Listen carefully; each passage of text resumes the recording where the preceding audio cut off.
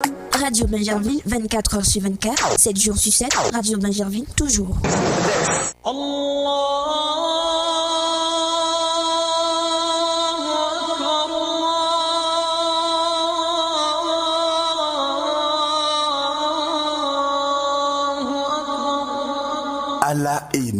Allah et nous, l'émission de culte et d'adoration islamique, tous les vendredis de 14h à 15h.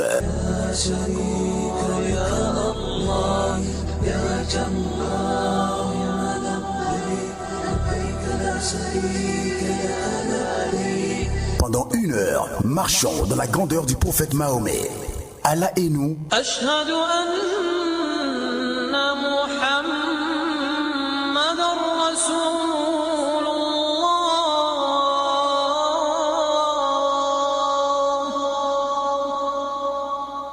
Allah et nous, c'est sur Radio Alobé 100.8 FM. أعوذ بالله من الشيطان الرجيم بسم الله الرحمن الرحيم الحمد لله رب العالمين الحمد لله رب العالمين. Louange à Allah, créateur de la terre, de l'univers dans toute sa splendeur. Allah subhanahu wa ta'ala, l'omniscient, l'omniprésent, l'omnipotent, le tout miséricordieux, Nous rendons également la gloire et l'excellence à notre éclaireur, notre exemple, à notre boussole, le prophète Muhammad sallallahu alayhi wa sallam. Chers frères et sœurs en islam, salam alaikum wa rahmatullahi ta'ala wa barakatuh. Bienvenue à toutes et à tous dans Allah et nous, votre émission islamique sur Radio Alobé, la 100.8 de la bande FM. Je suis Diara Baba, votre humble serviteur, et c'est avec un plaisir que je vous retrouve cet après-midi de vendredi. Vous le savez, tous les vendredis, on se donne rendez-vous pour parler donc d'Allah subhanahu wa ta'ala, également comprendre la religion de Muhammad sallallahu alayhi wa sallam, et tous ceux-là qui disent la ilaha illallah Muhammad Rasulullah sallallahu alayhi wa sallam. Mesdames et messieurs, nous sommes avec Imam Khalil Tandigoura. Avec lui, Inch'Allah, nous aurons l'occasion donc de comprendre voilà le pèlerinage à la Mecque, la description et tout cela, et sans toutefois oublier la tabaski, et également il faut le rappeler, l'histoire de l'immolation de la bête et tout cela, parce que nous sommes à quelques encablures donc de ce grand rendez-vous du musulman. Nous aurons l'occasion dans quelques temps de faire la course vers l'achat donc des bêtes et tout cela. On en parlera sur ce plateau.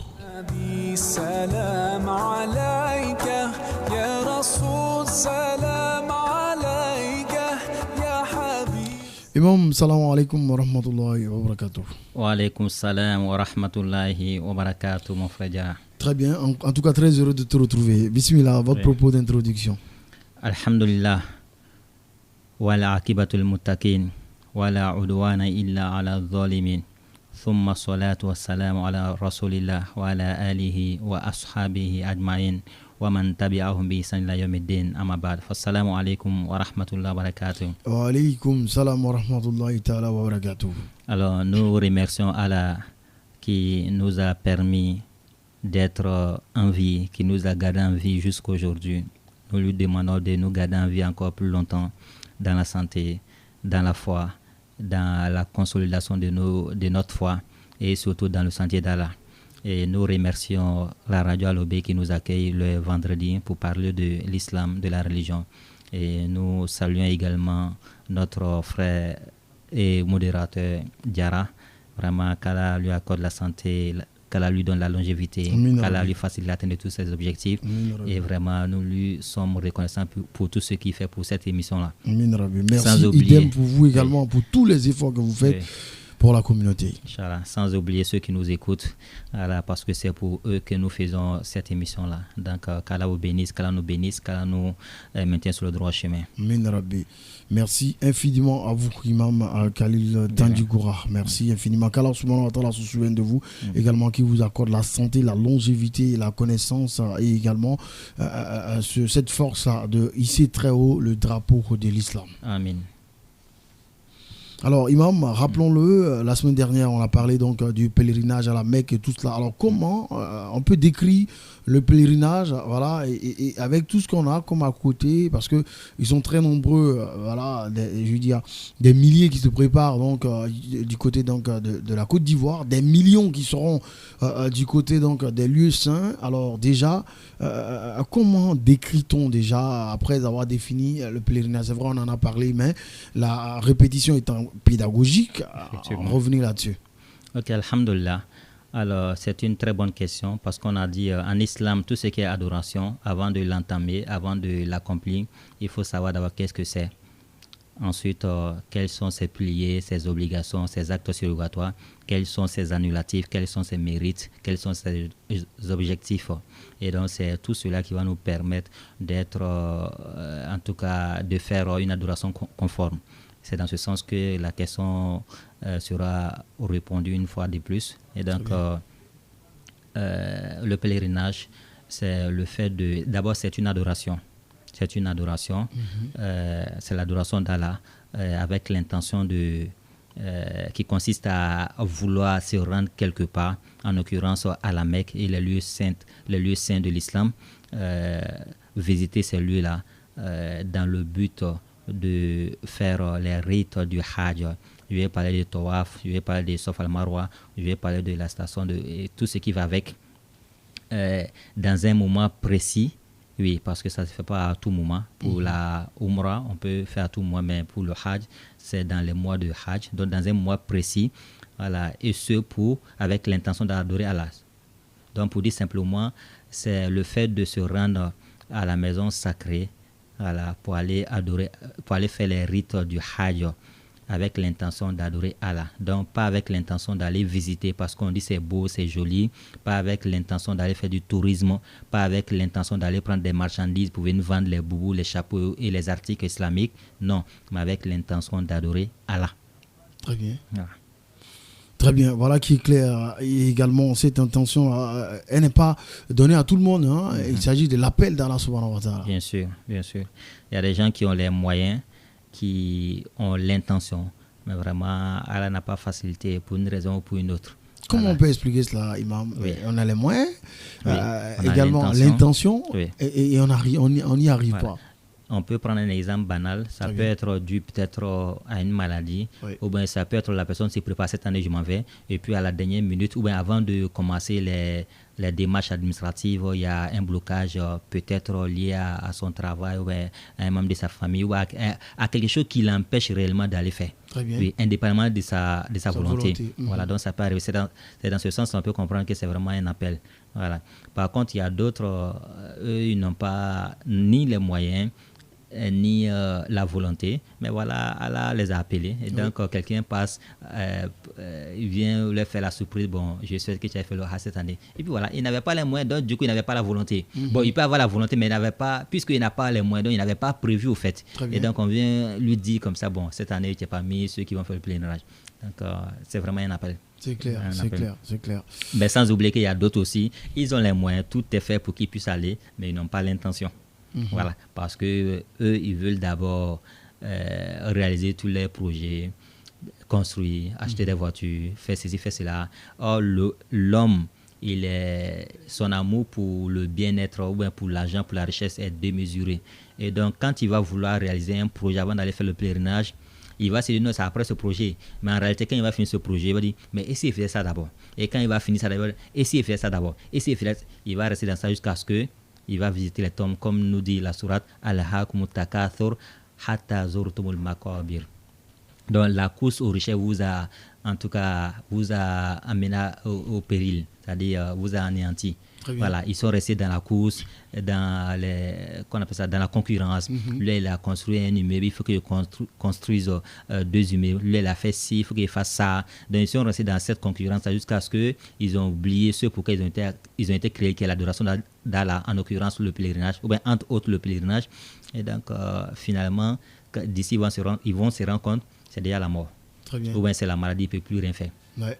Que répondez-vous, Imam, à ceux-là qui ont les moyens, également les moyens matériellement, physiques également, ils sont prêts, mais qui estiment qu'ils ne sont pas prêts? Oui. Alors, ceux-là, souvent, quand on leur pose la question de comprendre pourquoi ils ne veulent pas partir malgré leurs moyens physiques et financiers, souvent ils se disent non, pour d'autres, ils sont encore jeunes.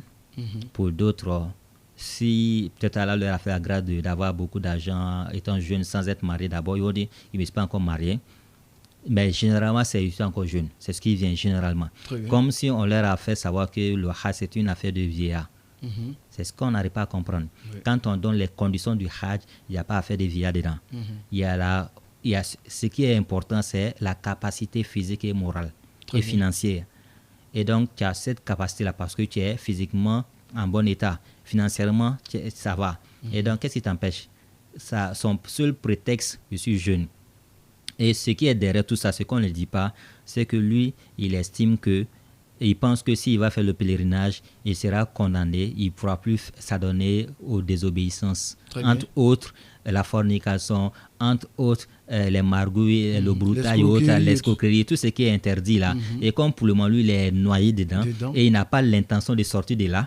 Et donc, du coup, il veut ça, d'après eux-mêmes, il veut vivre sa jeunesse d'abord. Comme si vivre sa jeunesse, c'est synonyme de transgression des ordres d'Allah, c'est synonyme de désobéissance, je ne sais pas quoi. Et donc, lui, il n'est pas prêt à arrêter cette vie de désobéissance d'abord. Il veut continuer jusqu'à ce qu'il soit vieux. Et puis maintenant, il va se ranger en partant faire le pèlerinage pour effacer tout ça. Comme s'il avait signé quelque part, il avait une garantie quelque part que lui, il va rester en vie jusqu'à la vieillesse. Et c'est une grave erreur, c'est une mauvaise manière de voir les choses. Voilà, il faut avoir l'intention d'arrêter ce qu'on fait comme interdit maintenant. Si on a la volonté, on a l'intention, alors Allah peut nous faciliter ça. Peut-être que le pèlerinage peut être le point de départ. Après, le pèlerinage peut te donner la foi, ou on va consolider ta foi, et donc cette foi va te permettre de te ranger, d'arrêter tout ce que tu faisais. Mais si toi, tu n'as même pas l'intention d'arrêter, tu veux continuer d'abord. Mais ce que les gens ne comprennent pas, si on faisait quelque chose de bon, et qu'à cause de la maladie et du voyage qu'on a arrêté, alors on aura toujours les mérites de ce qu'on faisait là. Maintenant, si toi, tu faisais quelque chose de mauvais, tu n'as pas arrêté. Au fait, tu as arrêté parce que on dit tu es déclaré mourant. Ou bien tu as l'insuffisance rénale. Donc, tu ne peux plus forniquer. Donc, du coup, tu dis maintenant, je me répands, j'arrête. Non, ça, ce n'est pas exaucé. C'est pas contrainte. Parce que tu n'as pas, c'est pas contrainte. Tu n'as pas arrêté parce que tu avais la volonté, mais tu as arrêté parce que tu es dans l'incapacité de continuer. Et ça, c'est pas accepté. On a l'exemple de Pharaon. Et donc, quand il a poursuivi Moïse avec son frère Haroun, quand il les a poursuivis avec son armée et qu'ils sont passés par la mer et que la noyade a commencé, c'est en ce moment-là il a reconnu. Il dit, lui, il croit au Dieu de Moussa et son frère et de Bani Israël. Mais Allah dit non, Al-An, c'est maintenant, alors que tu as mécru, tu as désobéi avant. Non. Donc, lorsque. C'est pas sincère. Voilà, c'est pas sincère. Voilà. Après, s'il avait l'occasion de. Voilà, il allait continuer. Donc, lorsqu'on voit qu'on n'est plus en mesure de faire, ou bien qu'on va périr si on se repent, ce n'est pas accepté. Parce que parmi les conditions de la repentance ou bien du repenti, c'est de se repentir, alors qu'on est encore en mesure de continuer. Et puis, il faut regarder ce qui est passé. On a le temps, on a la force, on a la capacité, on est en mesure de continuer. Mais toi, tu arrêtes parce que tu vois la mort. Tu arrêtes parce qu'on t'a déclaré mourant ou on t'a déclaré incapable de faire encore parce que tu es malade. Et donc, tu dis, tu te repens. Mais ça ne marche pas. Ça ne marche pas du tout. Voilà, donc, à ces jeunes-là, ou à ces personnes qui ont les moyens, qui ne veulent pas aller faire le pèlerinage, alors qu'elles respectent toutes les conditions, on leur dit si c'est par désobéissance, parce que c'est ce qu'on leur a fait croire, ou bien ils se sont fait croire eux-mêmes en disant que non, si je fais le pèlerinage, je ne peux plus faire ça. Je ne peux plus faire la jeunesse, alors qu'en réalité, la jeunesse n'a rien à voir avec tout ça. La jeunesse même, c'est synonyme d'obéissance. Parce que tu es en bon état, tu es en bonne santé, tu peux supporter beaucoup de choses, tu peux faire beaucoup de mouvements, tu peux faire le militantisme dans le bon sens, tu peux faire beaucoup de choses, tu peux être ambassadeur, tu peux faire beaucoup de choses. Mais une fois que tu deviens vieux, tu n'as plus de force, tu n'as plus le temps, tu as d'autres soucis, tes enfants et autres. Mais toi, tu es jeune, tu n'as pas assez de problèmes. Donc, c'est en ce moment-là, il faut te battre. Là, maintenant, après, tu vas prendre ta retraite, tu vas te reposer. Mais eux, c'est le contraire. C'est-à-dire, ils veulent s'amuser, ils veulent faire la désobéissance maintenant. Et quand ils seront incapables de faire l'adoration maintenant, ils veulent faire l'adoration.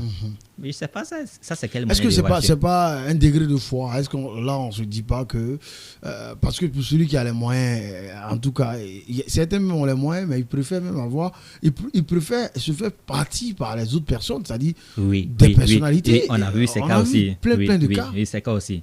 Donc, à ces personnes-là, souvent, il faut leur poser la question pour comprendre. Sinon, vraiment, sans les écouter, nous, on ne peut que faire des suppositions. On pense que c'est par rapport à ça. Mais généralement, c'est ce qu'on a dit là. C'est-à-dire, la personne pense que si elle fait le pèlerinage, elle sera plus autorisée à faire l'obéissance qu'elle faisait. Comme si ça voulait dire, si tu ne fais pas, tu as la carte blanche. Mais non. Même sans faire le pèlerinage, tu n'es pas autorisé à faire la désobéissance. Voilà. Mais quand tu fais le pèlerinage, là, c'est-à-dire il y a plus de pression maintenant. Voilà, pour ne pas mettre jeté par terre, en tout cas, ce que tu as fourni comme effort financier ou autre, pour aller faire le pèlerinage. Donc, il y a plus de pression. Sinon, ça ne veut pas dire non, sans faire le pèlerinage, on est autorisé à faire tout ce qui est désobéissant. Non. Mais je pense que souvent, c'est l'ignorance. C'est l'ignorance. Voilà pourquoi il faut apprendre. Il faut apprendre de pas d'aller s'asseoir sur les bancs seulement. Non, on peut même apprendre en écoutant les prêches, en écoutant les émissions comme ça, en prenant part aux conférences, aux trucs, qu'on appelle ça, au séminaire ou autre là. Et aller même vite à la mosquée les vendredis pour écouter les prêches. Écouter les prêches et aujourd'hui même à travers les trucs, les réseaux sociaux, il y a les oustas, il y a les trucs qui font des trucs comme ça, on peut savoir et même poser des questions. Donc à travers ça, si on est informé, on est éduqué islamiquement parlant, alors on ne peut pas avoir une telle attitude. Non. Très bien. Parce qu'Allah subhanahu wa ta'ala nous posera les questions sur nos gains et également qu'avons-nous fait de ce que... On a obtenu comment et c'est dans quoi on a dépensé. Effectivement. Voilà pourquoi le pauvre, lui, rentre 500 ans au paradis avant le riche. Parce que le riche, ils vont tout vérifier. Chaque 1 franc, il a obtenu comment, il a dépensé comment. Voilà, donc, voilà pourquoi moi, je respecte certaines personnes. Tu es riche et soumise. Quand la personne est riche et soumise, moi, ça me dépasse. Parce que si quelqu'un est censé être transgresseur ou doit désobéir à Allah, ou bien doit faire tout ce qui est interdit, c'est quelqu'un qui est riche. Parce qu'une fois que tu es riche, la possibilité. Ça peut te pousser à être orgueilleux et à faire tout ce que tu veux. Parce que tu penses qu'à cause de ta richesse, tu peux te permettre tout. Voilà. Mais quand tu es riche et puis tu te ranges, tu fais ce qu'elle a demandé, là, moi, je te respecte beaucoup. C'est comme une fille qui est jolie et puis qui s'habille correctement, qui fait tout ce qu'elle a demandé. Parce qu'elle est censée céder à la tentation, à se dire les gens, ou bien à faire tout ce qui est interdit, en s'adonnant à la prostitution, en se vendant, en faisant tout ce qui est interdit, en s'habillant des femmes descendantes. Voilà. Les gens font des propositions. Je te dis, mais malgré tout ça, si elle se range du bon côté, elle fait ce qu'elle a demandé, vraiment cette personne mérite qu'on la respecte. Effectivement. Oui. Mais toi, peut-être le pauvre, et puis tu fais tout ça. Ouais, toi, tu n'es même pas... On ne peut pas vérifier déjà. Et puis tu fais tout ça. Là, c'est encore plus grave. On dit que c'est dans la richesse qu'on voit le vrai visage d'un pauvre. Voilà. Parce que quand on est pauvre, souvent, on peut se montrer gentil, bon et autres, mais quand on est riche, on peut changer de visage, de costume. Voilà. Étant pauvre, même, on se joue les humbles. Voilà. Une fois que les choses rentrent dans l'ordre, on voit le vrai visage. Voilà qui est clair. Alors, Imam, déjà, dans la description donc, du pèlerinage et tout ça, après avoir parlé du comportement des uns et des autres, alors, déjà, on va revenir sur l'historique, si vous le voulez. Alors, le Hajj, on a dit, c'est si on regarde notre prophète Abraham, qu'on appelle Ibrahim. Voilà, Ibrahim qui avait une femme qui n'a pas pu avoir d'enfant et qui a proposé à son mari sa servante afin qu'Allah leur permette d'avoir un enfant. Et donc, ça a été le cas. Allah leur a donné un enfant. Et donc, c'était plus trop ça entre leurs deux épouses. Donc, son mari, le prophète Ibrahim, a pris sa deuxième femme pour l'amener au désert.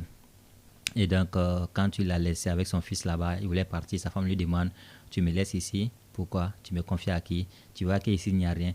Ou bien c'est Allah qui t'a demandé. Elle a insisté jusqu'à ce que le prophète réponde oui. Donc, elle a accepté. Si c'est Allah qui a demandé qu'il les laisse là-bas, donc il n'y a pas de problème. Voilà, donc, elle est restée. Et quand l'enfant a commencé à avoir soif, à avoir faim, donc la femme allait sur le mont, de l'autre côté, pour voir si elle pouvait voir les voyageurs avec qui elle allait demander un peu d'eau.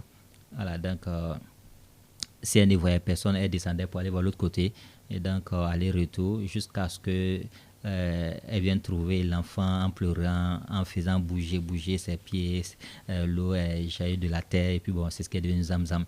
Et donc, comme son mari avait fait déjà des prières afin qu'Allah bénisse la région, le lieu, et qu'Allah fasse que les gens convergent vers là-bas. Et donc, ces vœux ont été exaucés. Et donc, pour la Kaaba, c'est le prophète Ibrahim, avec son fils Ismaël qui ont construit la Kaaba. Et donc, comme ça fait partie c'est l'un des 5 piliers de l'islam, les musulmans vont là-bas pour aller faire le pèlerinage. Donc, quand on se dit musulman, on doit faire ces 5 piliers-là. Mais il y a des piliers qui sont soumis à des conditions, telles que le pèlerinage, il y a des conditions. Quand on remplit les conditions, alors on est obligé d'aller faire le pèlerinage. C'est de cela qu'il s'agit. Donc, on va faire sa description de façon brève. Alors, déjà, le pèlerin, quand tu te lèves le jour où tu dois voyager, et avant de sortir de ta maison, comme toujours, même si ce n'est pas pour le voyage, il faut faire l'invocation qu'il faut avant de sortir. Oui, si tu n'en sais pas, tu t'approches de ceux qui maîtrisent pour faire cette invocation-là. Deuxièmement, avant d'utiliser un moyen de déplacement, un moyen de transport, voilà, il faut faire l'invocation qu'on fait également avant de monter, parce que c'est comme ça le professeur sallam faisait, et cela te permet d'être protégé. Oui. Troisièmement, quand tu rentres dans l'avion et que vous arrivez au lieu où on doit prendre l'intention, ce qu'on appelle la sacralisation à l'ihram, alors là-bas, pour d'autres, ça peut être même dans l'avion, ils vont vous annoncer que oui, bon, c'est à partir d'ici vous devez prendre l'intention. Et donc, pour d'autres, ça peut être quelque part. Voilà, pour chaque provenance, il y a un lieu. Dans le groupe dans lequel tu voyages, ils vont t'expliquer. Ils vont vous expliquer là-bas. Et donc, quand vous arrivez, déjà, vous coupez les ongles, tout ce qui est poils, vous coupez, vous faites la grande ablution. Et quand vous finissez, vous pouvez vous parfumer, vous portez, vous attachez les 2 tissus. Il y a le premier qui va couvrir la partie supérieure, le deuxième la partie inférieure. Ensuite, on prend l'intention labbaik Allahumma hajjan ou labbaik Allahumma umratan selon le type de ihram. Voilà. Et puis, après ça, maintenant, on ne peut plus couper ses ongles, on ne peut plus se parfumer. Mais avant, on pouvait faire. Mais une fois qu'on a fait tout ça, on ne peut plus faire. Et qu'est-ce qu'il nous reste à faire? C'est de répéter labbaik Allahumma labbaik la sharika lak labbaik innal hamda wa ni'mata lak wal mulk la sharika lak, jusqu'à ce qu'on arrive à la Kaaba. Et quand on arrive à la mosquée sainte de la Mecque, avant d'entrer, comme toute autre mosquée, on fait l'invocation qu'il faut dire avant d'entrer à la mosquée, et on rentre par le pied droit. Et quand on rentre, on va directement à la Kaaba. Voici la Kaaba, vous partez directement à la pierre noire. S'il y a possibilité de toucher la pierre noire, vous touchez, vous embrassez. Si ce n'est pas possible, vous restez là où vous êtes, vous orientez vers la pierre noire, vous tendez la main vers la pierre noire et vous dites Bismillah Wallahu Akbar. Ensuite, vous placez vous placez de sorte que la pierre noire soit à votre gauche, et puis vous commencez les 7 tours pour les hommes comme pour les femmes. Mais en ce qui concerne les hommes, les 3 premiers tours ils vont faire de façon rapide, mais à pas rapprocher. Voilà, ils marchent rapidement, mais pas en écartant trop les jambes, mais à pas rapprocher. De toutes les façons, avec le nombre de personnes, avec la foule, ce n'est pas possible de faire à longue. Voilà, on va à pas rapprocher, mais rapidement pour les hommes, les 3 premiers pas, tout, et les 4 derniers tours maintenant, on fait normalement lentement. Et donc, à chaque fois qu'on va arriver à l'angle yéménite, qui est l'angle qui précède la pierre noire, voici là où il y a la pierre noire, l'angle qui vient avant la pierre noire, de là-bas la pierre noire, on fait juste Rabbana atina fid dunya hasana wa fil akhirati hasana wa qina azabannar. Seigneur, donne-nous une bonne part dans ce bas monde et une bonne part dans l'au-delà. Et après cela, tout le reste du tout, on fait n'importe quelle invocation qu'on souhaite. Mais de grâce, une invocation, il faudrait que notre objectif, notre grand objectif soit pour l'au-delà. Certes, on peut avoir des besoins ici, on peut demander, mais il faudrait que notre objectif, notre grand objectif soit pour l'au-delà. Pour qu'elle nous donne une bonne fin, pour qu'elle nous donne le paradis. Et donc, n'importe quelle invocation on peut faire. Mais une fois qu'on arrive à partir de là où, comme j'ai dit, il y a l'angle yéménite et la pierre noire, voilà, qui est l'angle qui vient avant la pierre noire là, alors on fait cette invocation-là. Maintenant, pour ceux qui ne connaissent pas ou qui ne vont pas pouvoir voir la pierre noire à cause du nom, à cause de la foule, alors ils n'ont qu'à remarquer, ils vont voir un policier arrêter à côté de la Kaaba quelque part. Voilà, il est un peu en hauteur par rapport aux gens qui sont là. Et donc, c'est là-bas se trouve la pierre noire. Si malgré ça, ils ne voient même pas le policier, ils n'ont qu'à regarder devant, en hauteur, ils vont voir des repères verts. Donc, quand ils vont voir une lumière verte, ils vont regarder sa direction, où ça se dirige là. C'est-à-dire, voici la lumière verte ici, ils donnent dos là-bas, puis ils regardent de l'autre côté, ils vont trouver que la pierre noire est là-bas, et puis ils tendent les mains pour faire Bismillah Wallahu Akbar, et ils font les 7 tours. Voilà. Donc, la seule invocation qu'on peut faire là-bas, qu'on a demandé, c'est Rabbanatina pour la langue yéménite et la pierre noire. En dehors de ça, n'importe quelle autre invocation vous faites. Quand vous finissez les 7 tours maintenant, vous sortez pour aller là où ils appellent la station d'Ibrahim, ou bien Makam Ibrahim. Donc, si vous ne connaissez pas, regardez seulement ceux qui ont fini là. Ils vont sortir, ils vont se rendre quelque part pour faire 2 rakas. Et donc, vous partez là-bas. S'il y a de la place, vous faites 2 rakas là-bas. Si vous n'en trouvez pas, partez n'importe où et faites vos 2 rakas là-bas. Et donc, dans la première raka, on fait juste la Fatiha plus Suratul Kafirun, les infidèles. Surat Kafirun, Kul Ya wal Kafirun. Deuxième raka, on fait Suratul Fatiha plus le monothéisme pur. Surat Fatiha plus Kul Wallahu Ahad. Et quand on finit maintenant, on va boire l'eau de Zamzam de façon abondante. Et puis, si c'est possible, on revient à la pierre noire pour aller toucher, embrasser. S'il n'y a pas de possibilité, on laisse tomber et on va à Safa al-Marwa. Si on ne sait pas par où passer, soulevez juste la tête pour regarder. Vous allez voir une inscription quelque part, Safa al-Marwa en arabe et en anglais, et passez par le passage prévu pour ça. Si vous n'en connaissez pas, si vous ne maîtrisez pas, regardez seulement les gens qui ont fini leur 2 rakas là, où ils vont se diriger là, suivez-les. Et donc, vous partez maintenant, vous êtes sur Safa al-Marwa. Vous montez jusqu'en hauteur et puis vous allez voir les gens arrêtés en train de faire le doigt. Et étant là-bas maintenant, vous dites Abdao bima badallah bi inna safa wal marwata min sha'airillah, et jusqu'à la fin du verset si vous connaissez. Si vous ne connaissez pas, inna safa wal marwa min sha'airillah. Donc vous faites ces invocations là et puis en vous orientant vers la Kaaba, parce que étant là-bas, vous allez voir la Kaaba. Donc vous regardez la Kaaba, Bismillah Wallahu Akbar, et vous faites tout ce qu'on doit faire là-bas. La ilaha illallah wa la sharika lahu lahul mulku wa lahul hamd. Tout ce qu'on doit faire là-bas, dans les centres, ils apprennent ça, centre de formation, ils apprennent ça, et puis vous faites ces invocations. Quand vous finissez, vous descendez maintenant pour aller commencer véritablement l'aller-retour de Safa al-Marwa. Et vous allez voir que les gens commencent quelque part, et en partant, en regardant le toit, vous allez voir une lumière verte commence quelque part et ça finit quelque part. Pour les hommes, en allant, arriver à ce niveau de lumière verte là, vous commencez à marcher un peu rapidement. On va voir d'autres courir un peu, mais non, c'est marcher seulement rapidement. Et quand la lumière verte finit, alors vous marchez normalement sans vous dépêcher. Et quand vous arrivez au sommet là-bas, vous répétez les invocations que vous avez faites à Safa là-bas. Vous faites la même chose, sauf reprendre seulement le verset coranique qui veut dire Inna Safa al-Marwata. Sinon, vous répétez toutes les invocations là-bas. Et puis vous tournez pour descendre maintenant. En descendant, c'est la même chose. Quand vous voyez la lumière verte, vous commencez à aller rapidement. Quand ça finit, vous marchez normalement. En partant, ça fait 1. En revenant, ça fait 2. Ainsi de suite, vous faites les 7 tours. Quand vous finissez les 7 tours, alors vous partez raser, sinon coiffer. Ce qui est mieux, c'est de coiffer. Voilà, donc vous coiffez, parce que surtout pour ceux qui font le rite de Tamato. Voilà, c'est-à-dire ceux qui prennent l'intention de faire le Hajj. C'est-à-dire ils viennent d'abord, ils font la Umrah. Et quand ils vont finir, ils se désacralisent. Ils vont retirer les habits de Ihram là. Et puis ils portent les habits ordinaires maintenant. Et quand le jour de Tarwiya arrive, c'est-à-dire le 8e jour, ils vont prendre l'intention encore. Et puis ils vont porter les habits de Ihram là. Et puis voilà. Donc ceux qui font ça là, ils ne vont pas se raser la tête, mais ils vont simplement se coiffer. Voilà, donc il y a des gens qui sont, quand vous finissez, il y a des gens qui sont à côté, souvent on leur donne 10 rials, souvent 20 rials selon votre accord, et puis ils vont vous coiffer. Parce que nous, en partant, on ne peut pas aller avec les trucs, les rasoirs et autres là, parce que c'est interdit, on ne peut pas voyager avec. Mais étant là-bas, soit vous achetez, vous faites, ou bien vous avez quelqu'un qui fait pour vous en même temps là-bas.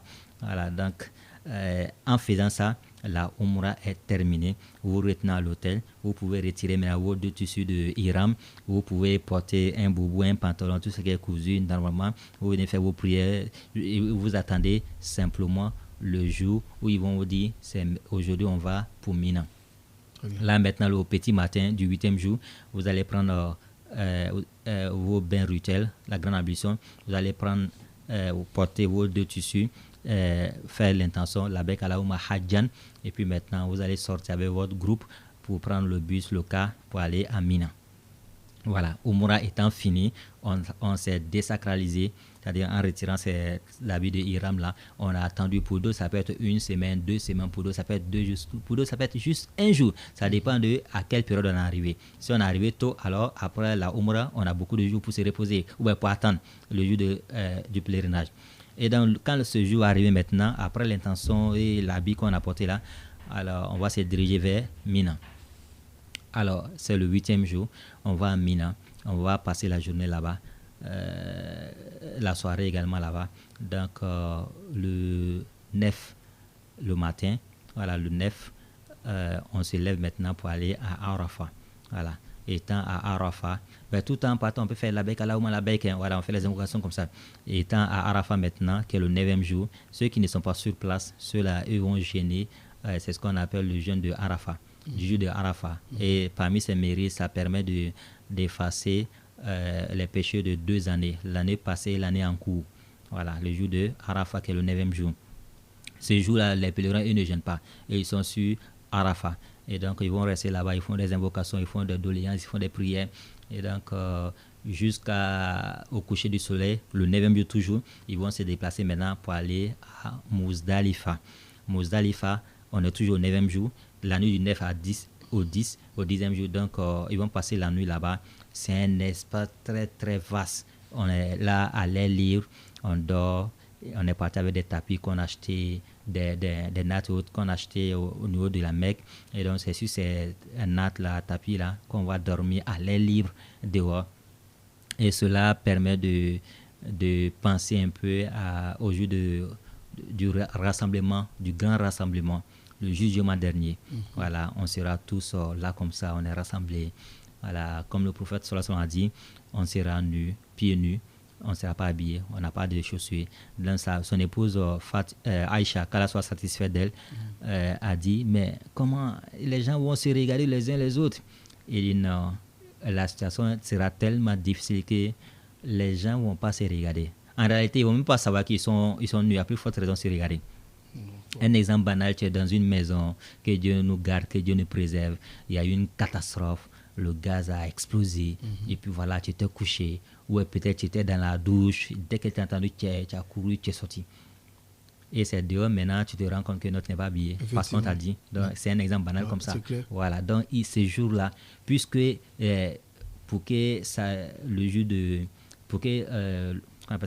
mois dernier commence déjà, il va falloir que la terre tremble d'abord. Ensuite, les tombes vont s'ouvrir.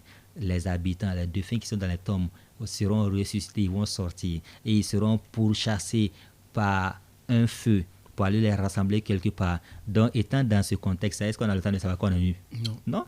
Parce que tu étais calmement, mais pas dit calmement, sauf si peut-être tu étais... Allah t'avait fait la grâce que tu es parmi les habitants du paradis, là tu es calme dans ta tombe. Sinon, dans ce cas-là, certainement ta chair déjà fini, la terre a tout bouffé, mais ton âme était là où elle recevait en tout cas le châtiment si tu étais destiné pour l'enfer, ou bien la grâce si tu étais destiné pour le paradis. Et donc, mais ce jour-là, on sera ressuscité, puisque la terre va trembler, les tombes vont s'ouvrir, et puis les habitants vont sortir, et on sera pourchassé par un feu, rassemblé quelque part. Et donc, la situation est tellement délicate, tellement difficile qu'on ne va même pas se rendre compte qu'on est nu. Voilà, donc on va aller traîner encore, en train d'attendre qu'Allah décide enfin qu'on commence le jugement. Et les gens vont transpirer. Donc, étant sur cet espace de Muzdalifa là, la nuit du 9 au 10 là, on est là comme ça, 2 morceaux de tissu seulement, on est habillé par ça. Et puis bon, on se couche aussi juste sur des nattes, tapis simplement, en bas desquels même c'est des petits morceaux de cailloux qui se voient, ça voilà. Je ne sais pas si ça change, mais en tout cas c'était comme ça. Voilà, donc à l'air libre jusqu'au petit matin. Après la prière de Fajr, d'ici le soleil va se lever. Déjà dès que l'aube apparaît, alors on peut commencer à sortir pour se rendre à Mina. Et de là-bas, on se rend au Jamarat pour aller lapider le Satan, le grand Satan. Et donc, ce matin-là, il y a des cas pour ramener les gens, mais tellement que toutes les rues sont bloquées, bondées de monde, il n'y a même pas la place pour un véhicule. Donc, les gens marchent de là-bas jusqu'à Mina. Et de Mina, maintenant, ils vont pour lapider le grand Satan. qui est le 10e jour.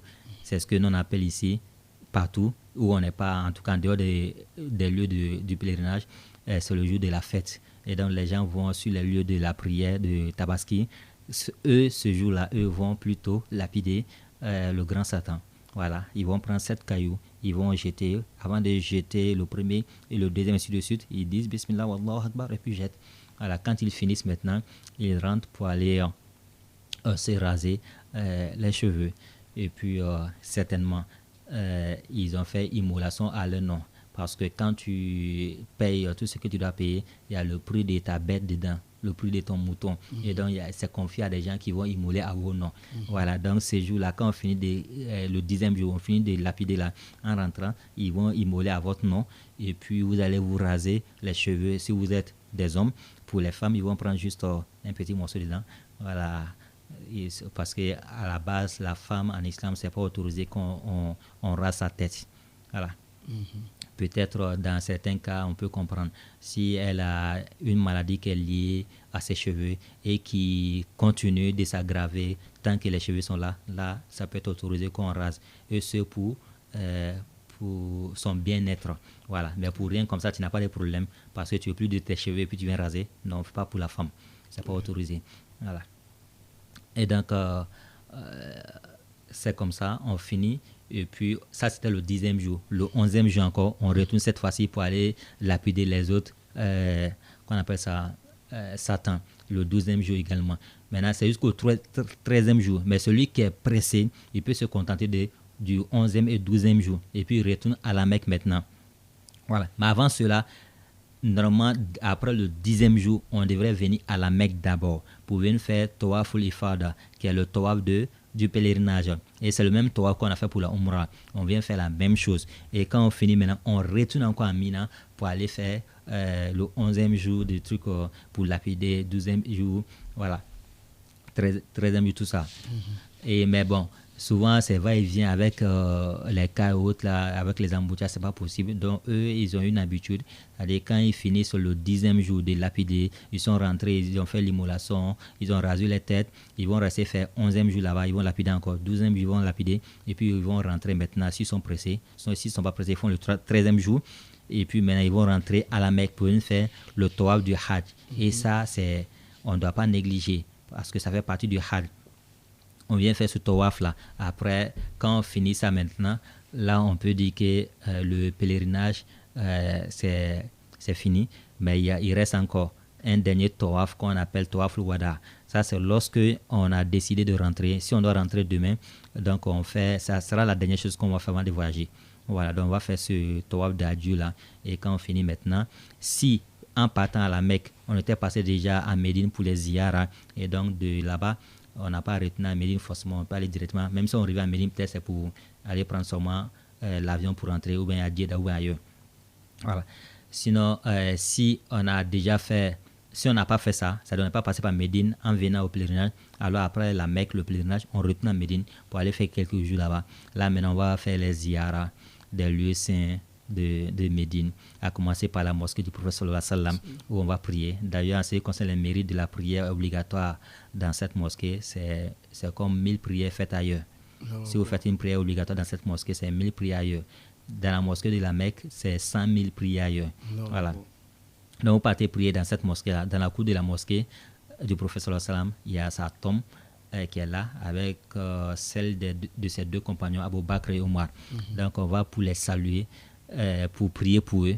Voilà, on leur adresse salam comme dans tout autre cimetière. Hein. Voilà, quand on va au cimetière, on rentre, on fait salam avant d'entrer et puis on prie pour les défunts. Mais on ne va pas pour demander la résolution de nos problèmes à ces défunts-là, y compris au prophète, ni à Abu Bakr et Omar, parce que ça c'est du shirk.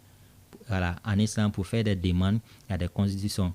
Tu ne peux pas demander quelque chose à quelqu'un qui est déjà décédé, parce que le monde ne peut rien réaliser. S'il pouvait réaliser quelque chose, il n'allait pas mourir. Mais il est couché, il est incapable. Et toi, tu lui demandes quelque chose. Ça, c'est du shirk. Voilà. Ce que tu peux faire, c'est de prier pour lui, pour qu'Allah leur pardonne, pour qu'Allah leur accorde le paradis. Déjà, pour eux-mêmes, c'est déjà accordé. Mais au moins, tu pries encore pour eux. Et puis maintenant, après ça, si tu veux prier pour toi-même, tu pries pour toi-même. Mais tu ne vas pas leur demander quelque chose. Et quand on va finir ça maintenant, Mais ça, pour cette visite-là, c'est ordonné. Voilà. À l'époque, les gens pouvaient aller n'importe comment, donc il y avait des bousculades ou autres, mais maintenant, c'est ordonné. Quand vous arrivez là-bas, vous prenez rendez-vous. C'est-à-dire, on peut vous dire, vous, votre compagnie ou votre groupe là, vous passez après l'après de 13h. Pour ceux-là, on peut dire, pour les autres, peut-être après l'après de 16h, l'autre 18h, l'autre 19h, l'autre après soupe, ainsi de suite. Donc, vous programmez comme ça, là, ça évite trop de monde et les bousculades de route là. Donc, ils ont bien ordonné. Et après, maintenant, vous pouvez aller rendre visite à la au cimetière de Médine. C'est juste à côté de la mosquée. Vous sortez et puis voici le cimetière. C'est grand et puis il y a beaucoup de compagnons qui sont là-bas. Vous partez rendre visite là-bas. Si vous êtes avec des gens qui maîtrisent bien, ils vont vous dire voici la tombe de telle personne, tel compagnon, tel compagnon. Donc, vous priez pour cela. Et quand vous finissez, il y a d'autres lieux à visiter. Voilà, ça peut être la première mosquée. En dehors de la mosquée de la Mecque, là, il y a une mosquée qu'on appelle la première mosquée encore. Donc, vous partez visiter cette mosquée-là. Où, ils vont parler de la mosquée aux deux orientations, deux Qibla, ou bien la mosquée des génies. Voilà. À l'époque, le professeur Samuel lisait le Coran là-bas avec ses compagnons. Et il y a les génies qui passaient, ils sont venus écouter. Ils ont été étonnés du Coran. Ils ont trouvé que le Coran, vraiment, c'est quelque chose d'incroyable. Ça ne peut pas être l'œuvre humaine. Et donc, ils sont retournés à leur peuple. Ils sont allés inventer les mérites du Coran. Donc, ils sont devenus musulmans. Parce que les deux êtres qui sont appelés à être musulmans, à adorer Allah, ce sont les hommes et les djinns, les génies. Voilà. Et donc, il y a une sourate qui est dédiée à ces génies-là dans le Coran, souratul djinn, sourate les génies. Voilà, dans cette sourate-là, on parle de ces détails-là. Donc là où ça s'est passé, cette mosquée existe toujours. On appelle la mosquée des génies. Donc quand les gens vont, ils peuvent aller visiter aussi également cette mosquée-là et d'autres lieux à visiter. Sinon, le pèlerinage a lieu à la Mecque et non à Médine. Médine, c'est pour les ziyara. On va pour visiter la mosquée du prophète et puis pour avoir les mérites d'une prière là-bas obligatoire et puis saluer le prophète, prier sur lui, sur ses compagnons, aller visiter le cimetière, les lieux saints de l'islam. Voilà, ça c'est les ziyara. Le pèlerinage, c'est à la Mecque là-bas. Voilà. Et puis les lieux qu'on a dit, les Arafat et autres, la Muzdalifa et autres, c'est ça. Donc voici de façon résumée voilà, le pèlerinage et la Umrah, Inch'Allah. Très bien, merci beaucoup Imam. On va vous permettre de souffler juste un peu et on parlera du dernier point de cette émission.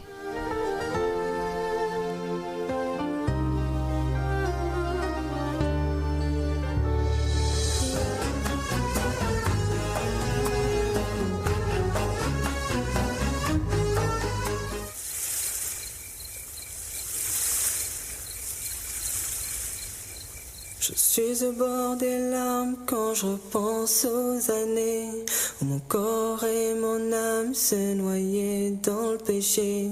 Je n'avais pas conscience qu'Allah je l'oubliais et qu'un jour viendra où je serai jugé. Et toutes ces années, les péchés m'aveuglaient. Je tournais le dos aux lumières des mosquées. Je marchais tête baissée, le visage assombri. J'étais dans le fossé, loin du paradis. Pardonne-moi pour tous ces péchés. Pardonne-moi si je t'avais...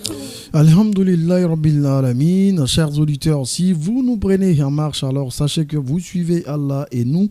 Votre émission islamique sur la radio Alobé, la radio de Benjarville, et nous sommes avec l'imam Khalil Tandigoura, il faut le rappeler, avec lui nous parlons donc du pèlerinage, mais également de la tabaski ou encore le processus d'immolation, si vous le voulez, de la bête, à quelques encablures donc de cette belle célébration de l'Aïd El-Kébir, et nous aurons l'occasion, Inch'Allah, d'avoir cette célébration dans quelques semaines. Alors, Imam, déjà, le processus de l'immolation, déjà, on en parle un peu. Ouais, très bien. Bismillah. Ok, alhamdulillah.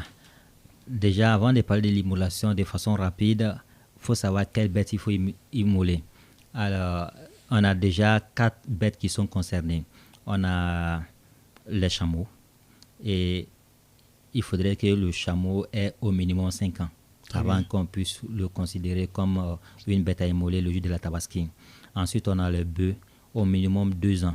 Voilà, au minimum 2 ans pour le bœuf, avant que ça soit considéré. Troisièmement, on a les moutons. Les moutons, au minimum 6 mois Voilà, au minimum 6 mois. Ça peut aller plus que 6 mois pour monter, mais on ne doit pas prendre 5 mois, au minimum 6 mois. Et pour les chèvres, voilà, c'est ce qu'on appelle communément cabri. Voilà, sinon, chèvre, c'est, je crois, la femelle, et puis le mâle, c'est bouc, et puis voilà, cabri, c'est le petit. Voilà. Donc, chèvre, ça, c'est au moins 1 an.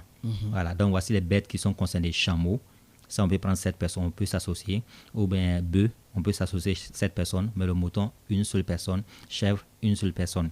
Voilà. Et donc, mais après cela encore, il y a d'autres conditions.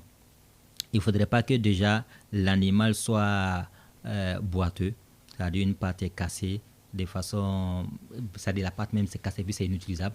Donc il ne faudrait pas que ça soit boiteux, l'animal soit boiteux. Il ne faudrait pas que l'animal soit borgne ou bien aveugle.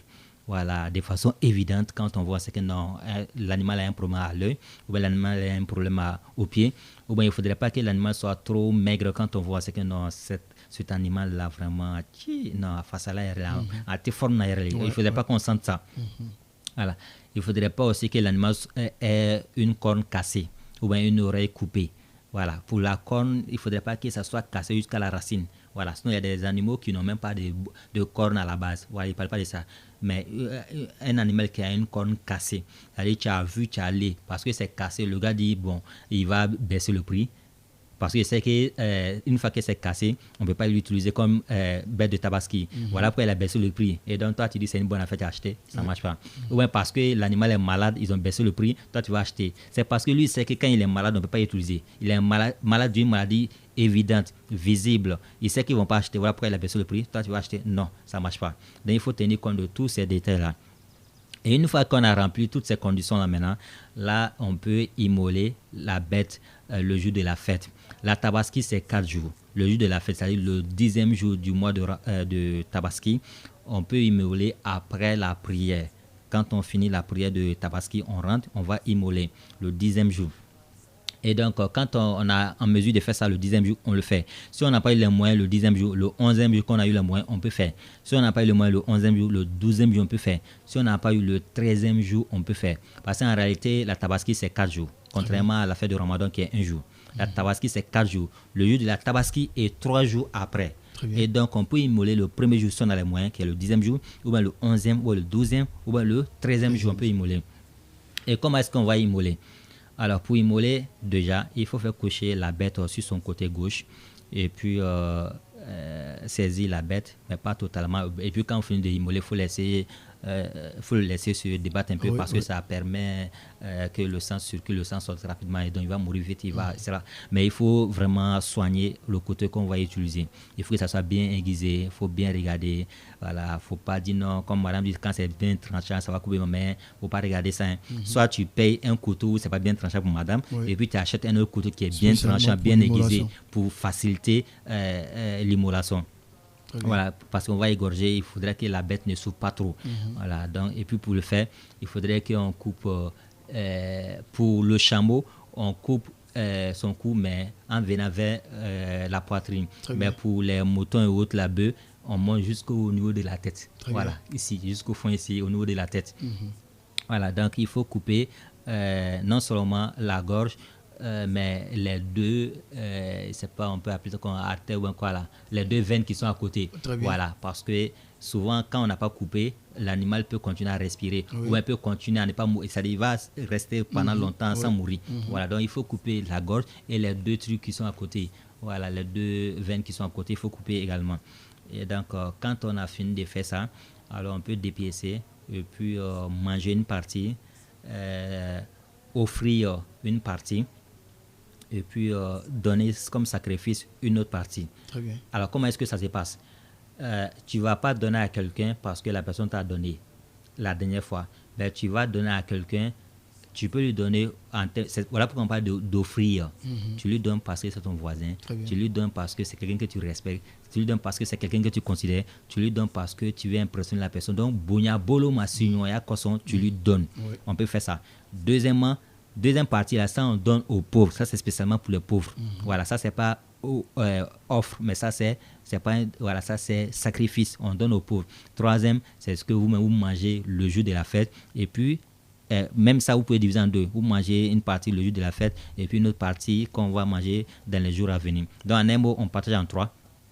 Une partie qu'on mange et puis on garde pour les jours à venir. Deuxième partie qu'on donne comme cadeau à nos voisins, à nos collègues de travail. Même s'ils ont immolé, on peut leur donner, mais pas comme sacrifice. En tant que pour le voisinage, voilà, un don. Mais le troisième, là, ça, c'est pour donner spécialement aux pauvres. Voilà. Donc, on peut faire ça comme ça pour l'immolation. Très bien. Pour quelqu'un qui immole peut-être 3 animaux, 3 moutons, est-ce qu'il peut prendre un entier, comme vous l'avez recommandé, c'est-à-dire un pour chaque? C'est possible, c'est-à-dire un à la maison, un pour les nécessités et un autre pour... voilà. Ok, bon, ça va revenir au même. Pareil, parce que voilà, ça va revenir au même. Si ça vous facilite la tâche, voilà, sinon ce qui est mieux, c'est de... pour le premier là, vous prenez une partie pour mettre de côté. Deuxième là, prenez une partie pour mettre de côté. Troisième partie pour mettre de côté. Et puis mettez tous ensemble pour donner. Voilà. Même si on sait qu'en prenant un pour garder les deux, ça arrive même. Mais bon, il vaut mieux faire ça comme ça. Très bien. Vous immolez une première bête et puis une partie à côté pour voilà, ainsi de suite, vous mettez ensemble. Très bien. Avant de clore cette émission, Imam, j'ai envie de vous poser une question concernant donc l'immolation. Est-ce obligatoire que celui-là même qui a acheté sa bête ou le chef de famille, ce soit celui-là qui fasse l'immolation ou quelqu'un d'autre, un imam et tout ça? Ça, c'est une très bonne question. Ce n'est pas une obligation, d'autant plus qu'il n'est pas facile à tout le monde de faire ça. Très bien. Voilà, il y a des gens qui ne supportent pas le sang. Même leur propre sang, ils ne supportent pas ça, devoir couler, à plus forte raison, un animal. Voilà, mais à ces personnes-là, il faudrait qu'on leur dise qu'on ne fait pas ça par méchanceté. On ne fait pas ça parce qu'on veut faire du mal aux animaux. Mais c'est comme ça Allah a établi les choses. C'est Allah qui les a soumis à nous. C'est Allah qui a permis qu'on les utilise pour nos trucs. Pour nos cérémonies, pour nos fêtes. Et donc, mais avec des conditions de faire en sorte qu'on ne fasse pas souffrir l'animal. Très bien. Et donc, si tu n'es pas en mesure de faire ça, alors tu peux confier à quelqu'un qui va faire, mais il fait ça à ton nom. Voilà pourquoi il faut donner à quelqu'un qui connaît. Il va dire Bismillah, Wallahu Akbar, Allahumma taqabbal minni. Si c'est pour lui-même, il dit taqabbal minni, Allah accepte de moi, ou bien accepte de moi et de ma famille. Voilà, il peut dire ça comme ça. Mais si tu es en train de faire pour quelqu'un d'autre, il va faire Allahumma taqabbal li fulan. Le fulan là, ça veut dire pour lui. Voilà, pour lui. Mais tu nommes la personne. Par exemple, si moi je fais pour M. Diarra, dis Bismillah, Wallahu Akbar, Allahumma taqabbal li Diarra, Monsieur Diarra. Donc je dis son nom et puis j'immole. Là, il n'y a pas de problème. Même pour le pèlerinage, c'est comme ça. Hein. Tu peux trouver quelqu'un qui remplit les conditions financières, mais physiquement, ça ne va pas. Donc, la personne doit faire le pèlerinage, mais va désigner quelqu'un pour faire. Et ce quelqu'un-là, il va aller faire le pèlerinage il prend l'intention au nom de celui qu'il a désigné. Très bien. Voilà, donc ça marche. Merci infiniment, Imam Tandigoura. Nous sommes au thème de cette émission. Ton mot de fin, 30 secondes. Ok, comme mot de fin, d'abord je remercie Tom, mon frère, le modérateur. Je remercie tous ceux qui nous ont écoutés et je remercie avant et tout d'abord Allah qui a permis cela. C'est Allah qui a permis. Et je lui demande de nous permettre d'avoir ce genre d'assises encore beaucoup plus longtemps et que ça profite à nous-mêmes, à tous les musulmans et à tout le monde entier. Voilà. Qu'Allah en tout cas facilite l'atteinte de tous nos objectifs. J'ai l'habitude de dire ça parce que c'est que vous avez beaucoup de choses pour la communauté. Donc Allah vous facilite ces projets-là. Merci beaucoup, Imam. Qu'Allah subhanahu wa ta'ala se souvienne de nous et qui nous accompagne sur le droit chemin. Salam alaikum, chers auditeurs, et à très bientôt.